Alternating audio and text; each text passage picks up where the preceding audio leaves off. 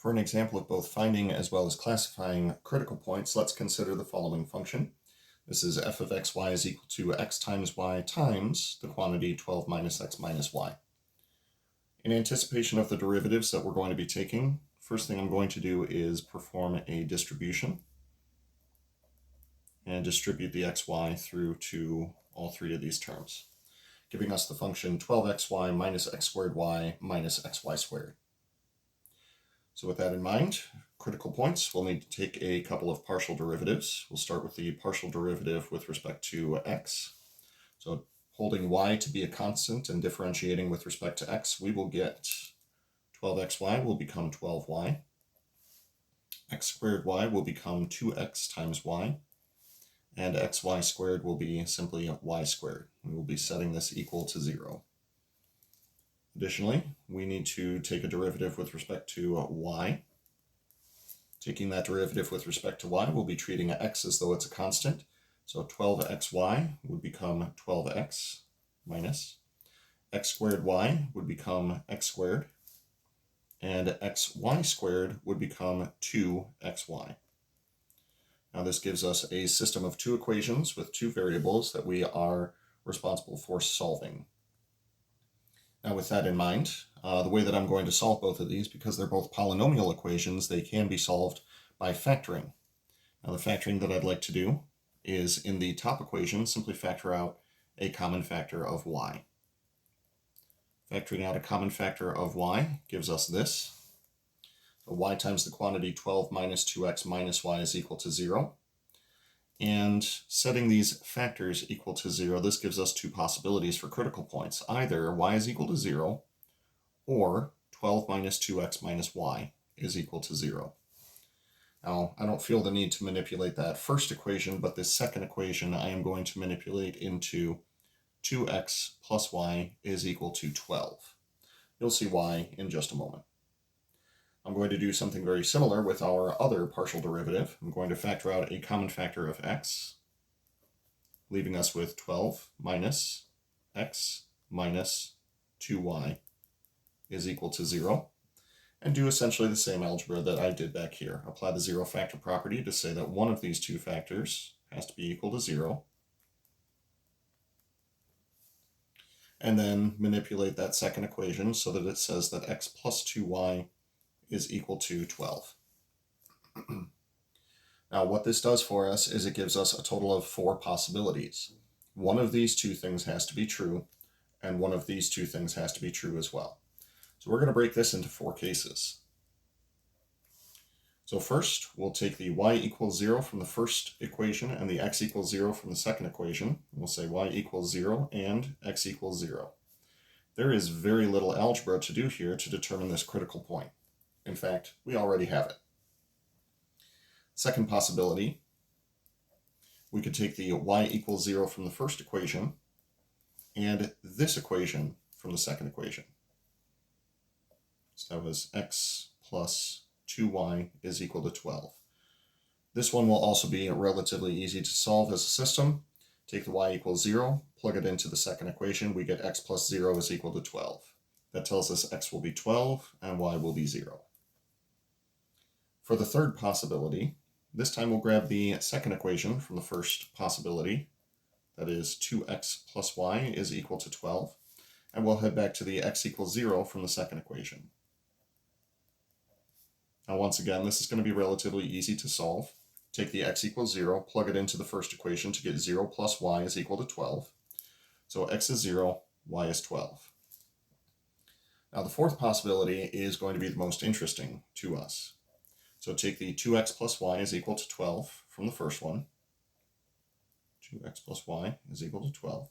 And take the x plus 2y is equal to 12 from the second one.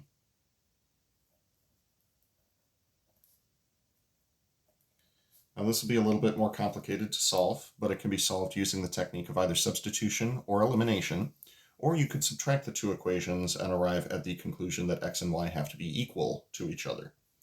Regardless of the technique that you use for this, we are going to get that 3x is equal to 12 and that 3y is equal to 12 as well.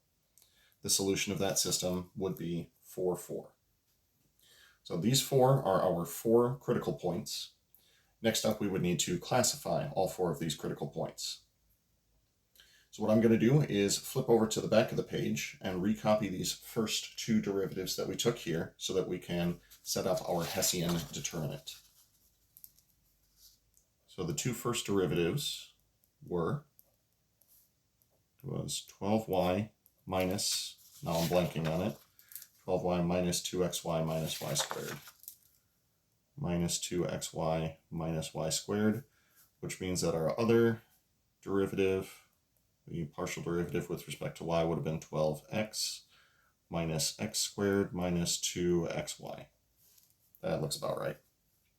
Good. So to set up our Hessian determinant, we will need some second derivatives. So the second partial with respect to x is going to be equal to the derivative of this derivative with respect to x. So the 12y, the y squared, those are both constants, and the minus 2xy will simply become minus 2y. Additionally, if we want the second partial with respect to y, I will be differentiating this first partial derivative with respect to y. The first 2 terms then would be treated as constants, and the last term would be negative 2xy. Differentiating with respect to y gives us negative 2x. And the mixed partial derivative, you have 2 possibilities. Either take this guy and differentiate with respect to y, or take this guy and differentiate with respect to x. Regardless, the first term is going to be 12. The second term is going to be minus 2x, and the third term is going to be minus 2y. Therefore, our Hessian determinant, which is once again defined as second partial with respect to x times second partial with respect to y minus mixed partial squared, will take on the following form for this function.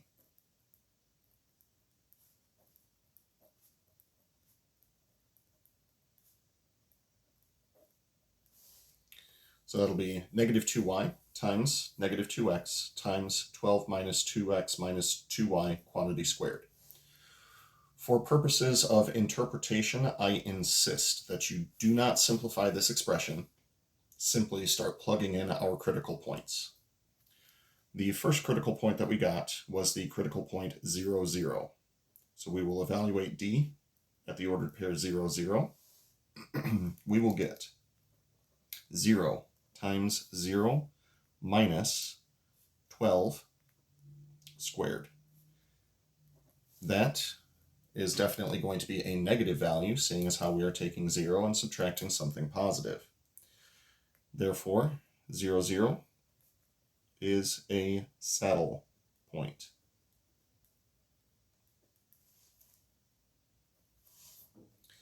Second critical point that we got on the other side was 12, 0. So let's plug in x equals 12, y equals 0.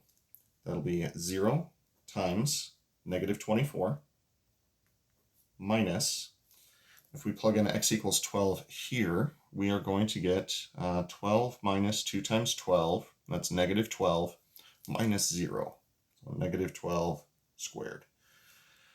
First term is going to be 0, and then we're subtracting something positive, so that will be less than 0 as well.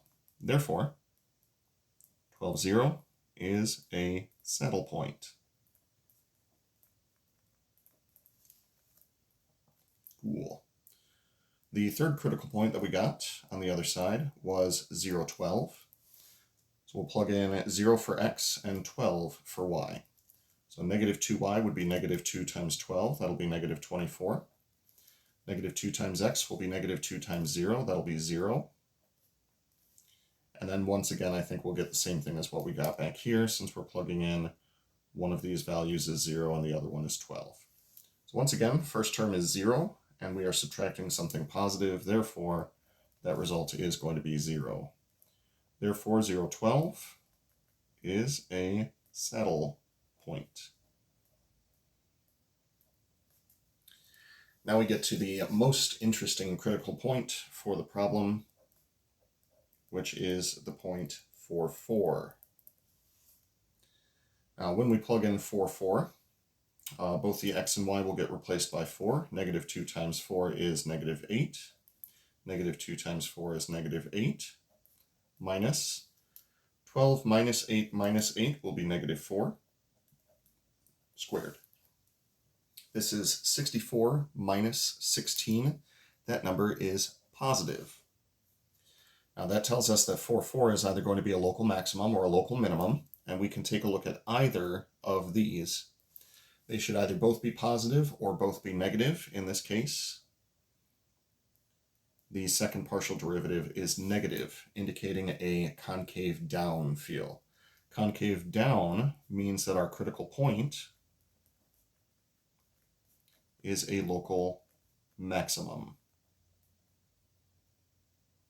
Now, in the event that these had both been positive, that would have made the critical point a local minimum, as described in our previous video. So those are our 4 critical points, as well as the classifications of our critical points.